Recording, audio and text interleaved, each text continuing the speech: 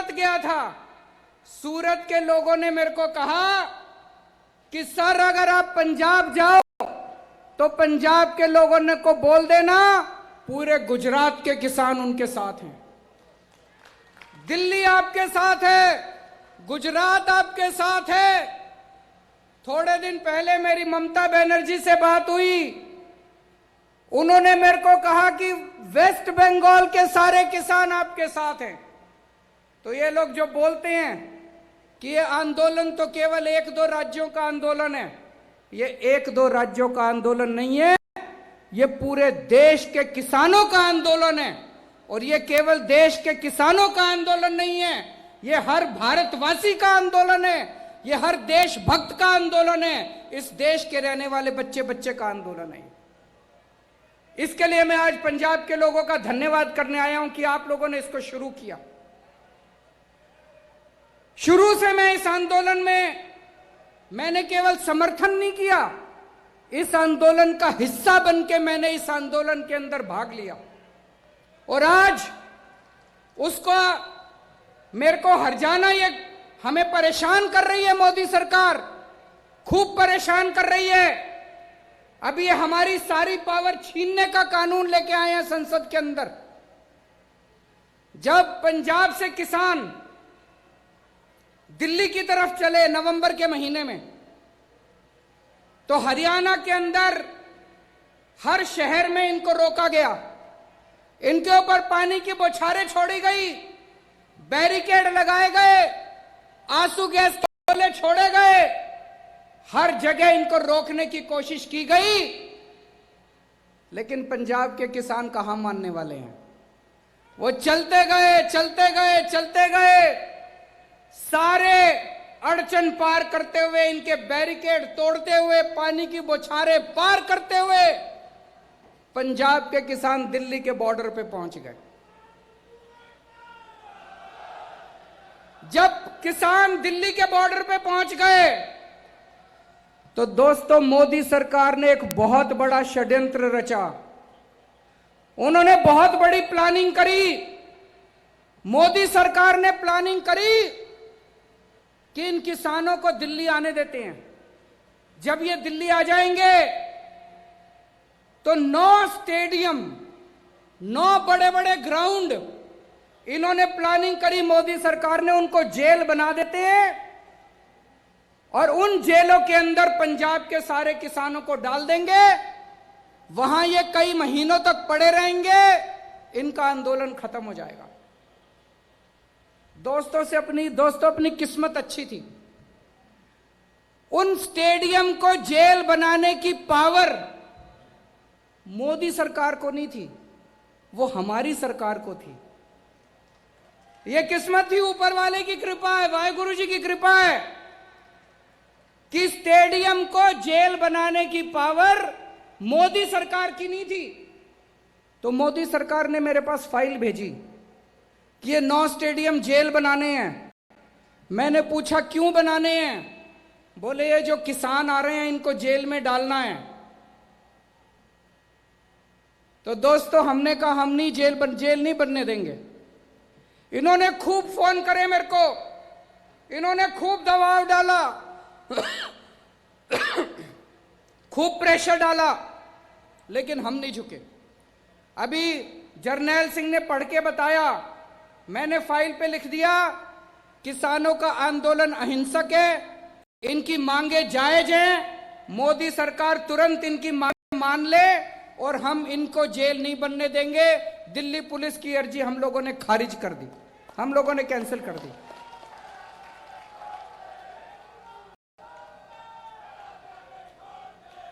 ये इतना गुस्सा हो गए मेरे से, मोदी सरकार खूब नाराज हो गई और उसी का नतीजा है पिछले हफ्ते संसद के अंदर मोदी सरकार कानून लेके आई है कि दिल्ली के अंदर अब से सारी पावर केजरीवाल की नहीं होगी, दिल्ली के अंदर अब से सारी पावर मुख्यमंत्री की नहीं होगी, सारी पावर गवर्नर की होगी, एलजी की होगी, सारे निर्णय एलजी लेगा। वो हमारी सारी पावर छीनना चाहते हैं, उनको लगता है अगली बार जब जेल बनानी पड़ी तो फाइल फिर मुख्यमंत्री के पास नहीं एलजी के पास जाएगी। पर दोस्तों चिंता मत करना, आपका बड़ा भाई, आपका बेटा, मैं वहां पे लड़ रहा हूं इन लोगों से, 6 साल से लड़ रहा हूं। मेरे को पता है इनसे कैसे लड़ना है। इनको कभी किसी हालत में किसानों के खिलाफ कोई एक्शन नहीं लेने देंगे जब तक दिल्ली में मैं हूं। आप किसी बात की चिंता मत करना।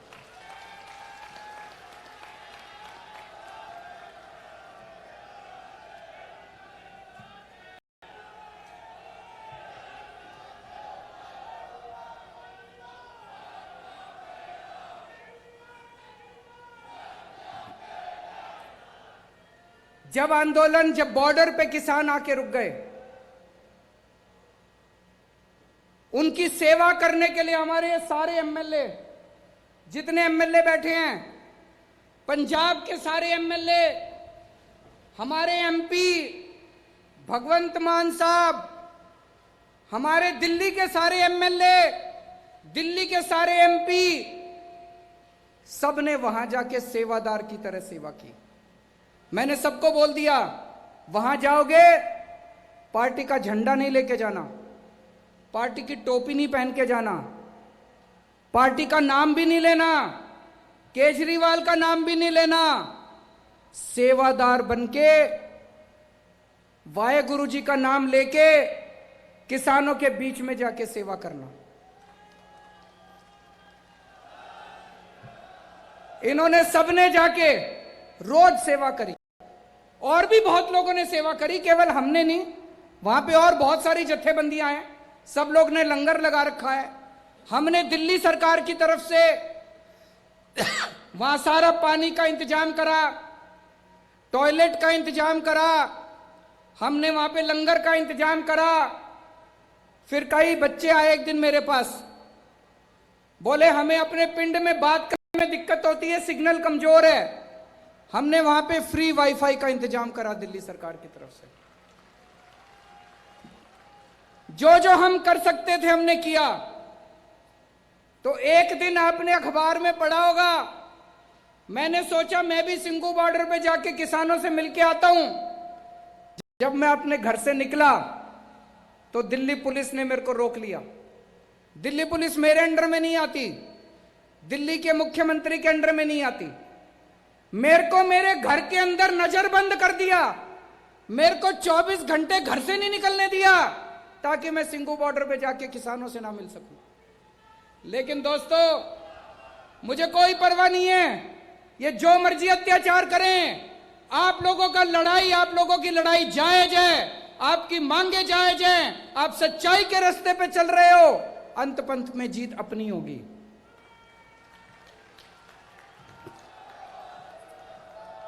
इन्होंने आंदोलन को, किसानों को बदनाम करने की कोशिश करी। कभी कहते हैं खालिस्तानी है, कभी कहते हैं आतंकवादी है, कभी कुछ किस्म के इल्जाम लगाए आंदोलन के ऊपर। लेकिन देश की जनता देख रही है, इनका एक भी नहीं चली। आम आदमी पार्टी ने, इनके जितने बीजेपी के नेताओं ने गालियां दी, जितने बीजेपी के आगुओं ने हमारे किसानों को गालियां दी, आम आदमी पार्टी ने इनके ऊपर 70 केस कर रखे हैं, इनके सारे बड़े बड़े नेताओं के ऊपर केस कर रखे हैं। मुझे पूरी उम्मीद है ये जितने लोगों ने गालियां दी हैं, एक दिन ये सारे जेल जाएंगे जब आदेश पारित होगा।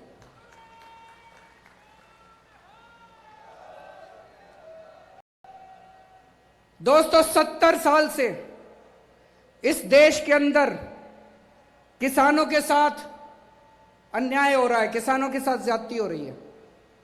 70 साल से इतनी पार्टियां आई, लेकिन किसानों को धोखे के अलावा कुछ नहीं मिला।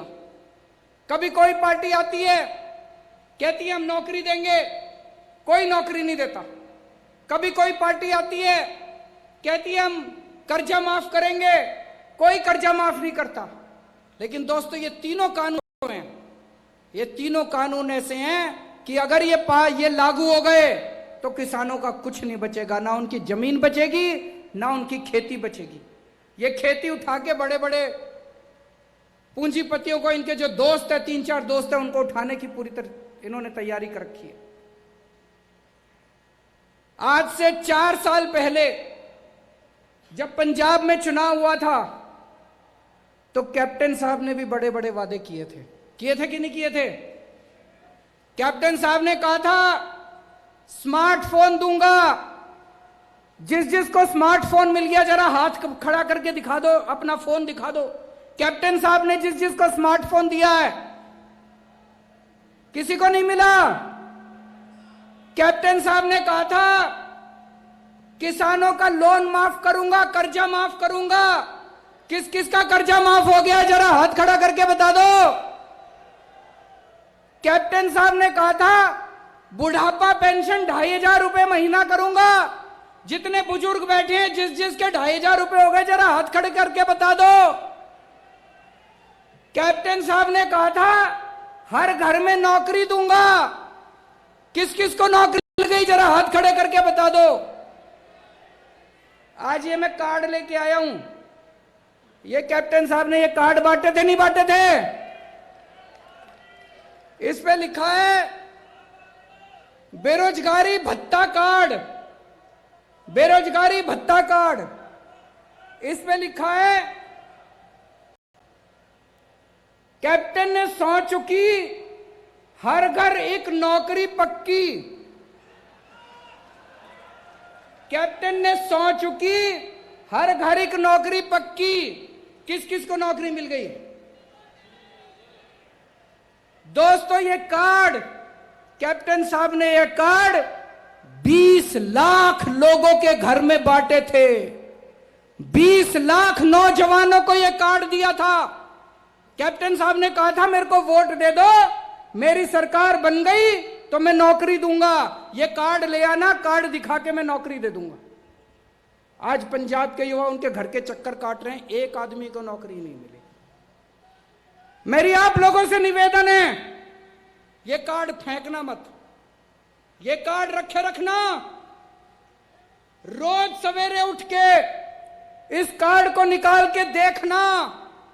यह आपको याद दिलाएगा कि आज से 4 साल पहले एक आदमी आपको धोखा दे के वोट दे के चला गया। ये कार्ड आपको याद दिलाएगा कि किस तरह से कैप्टन साहब ने आपको झूठ बोल के वोट लिया। ये कार्ड फेंकना मत। अगले 1 साल तक रोज सवेरे उठ के ये कार्ड देखना। मैं आपसे पूछना चाहता हूं कि अगर कोई आपको धोखा देता है तो आप क्या करते हो? उससे बदला लेते हैं।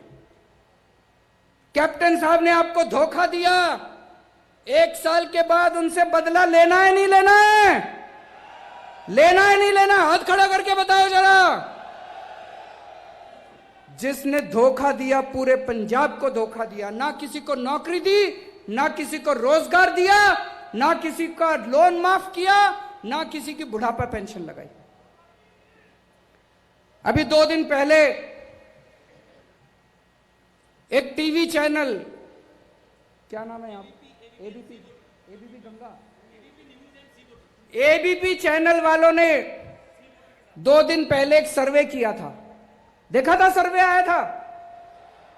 क्या था सर्वे में? 2 दिन पहले उन्होंने सर्वे किया था कि आज अगर चुनाव हो तो पंजाब में किसकी सरकार बनेगी। सर्वे में आया है कि पंजाब के लोग कह रहे हैं कि आज अगर चुनाव हो तो पंजाब के अंदर आम आदमी पार्टी की सरकार बनेगी। मैं नहीं कह रहा, सर्वे में आया है। एबीपी चैनल वालों ने सर्वे किया है। सर्वे के अंदर निकल के आया है कि आम आदमी पार्टी नंबर 1 पार्टी है, आम आदमी पार्टी की सरकार बनेगी। तो दोस्तों, ये कार्ड संभाल के रखना। 1 साल के बाद जब आम आदमी पार्टी की सरकार बनेगी, जिन जिन लोगों को कैप्टन ने यह कार्ड दिया था उनको आम आदमी पार्टी नौकरी देगी।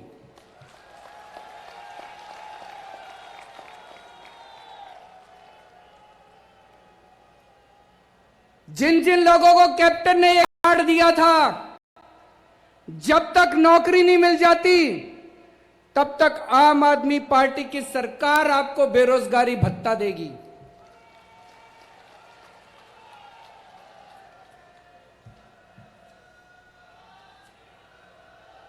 कैप्टन साहब ने जितने वादे करे, एक भी वादा पूरा नहीं किया। दिल्ली के अंदर हम भी चुनाव लड़े थे, दिल्ली के अंदर चुनाव के पहले हमने भी वादे करे थे। भाई साहब, एक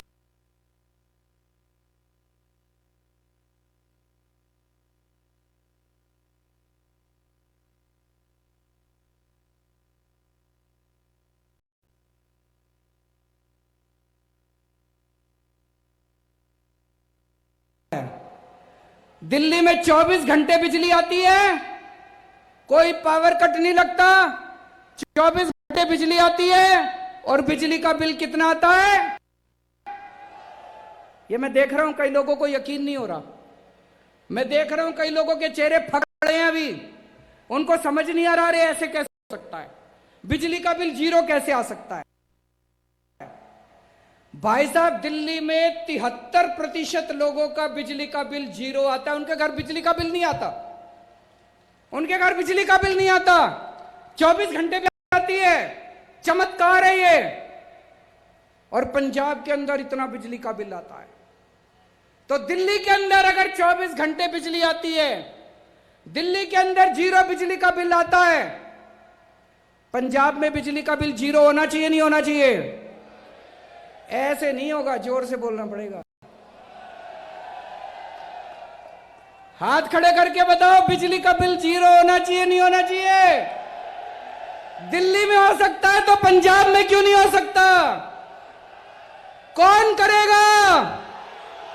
कौन सी पार्टी करेगी? कौन सी पार्टी करेगी?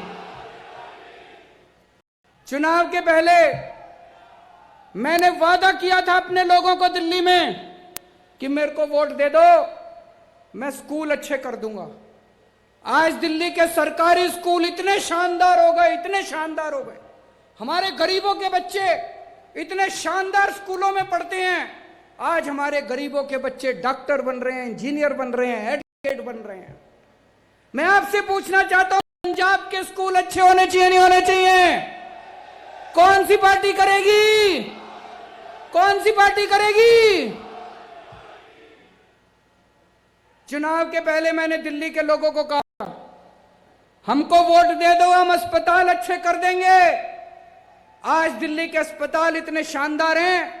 भाई साहब, अगर 15 लाख रुपए का भी ऑपरेशन हो, दिल्ली के अस्पताल में फ्री में होता है, एक पैसा नहीं लगता। सारी दवाइयां मुफ्त, सारे टेस्ट मुफ्त, सारा इलाज मुफ्त, सारे डॉक्टर मुफ्त। इतने शानदार सरकारी अस्पताल हैं। पंजाब में होना चाहिए, नहीं होना चाहिए? कौन सी पार्टी करेगी? तो दोस्तों, 1 साल है, 1 साल के अंदर अब अपने को मिलके हम सब लोग गांव-गांव के अंदर, हर पिंड के अंदर, हर पिंड में जाएंगे, हर मोहल्ले में जाएंगे, हर गली में जाएंगे और आपके साथ मिलके एक नए पंजाब सपना तैयार करेंगे।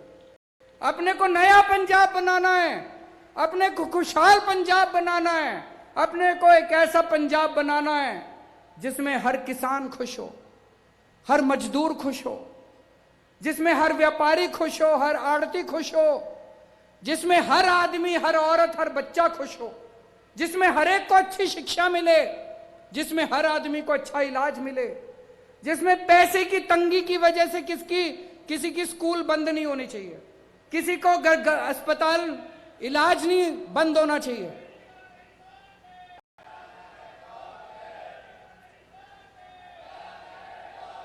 तो हम सब लोगों को मिलकर एक ऐसा पंजाब बनाना है।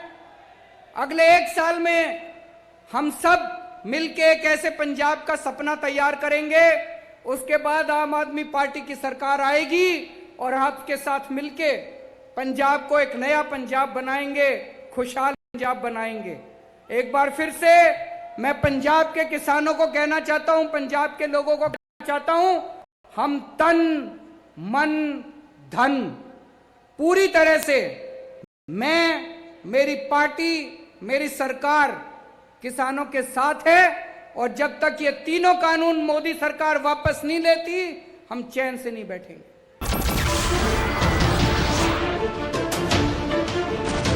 नमस्कार, मैं हूं मानक गुप्ता।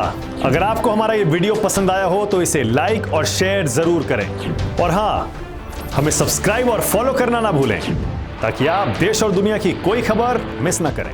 तो जुड़े रहिए हमारे साथ और देखते रहिए न्यूज़ 24।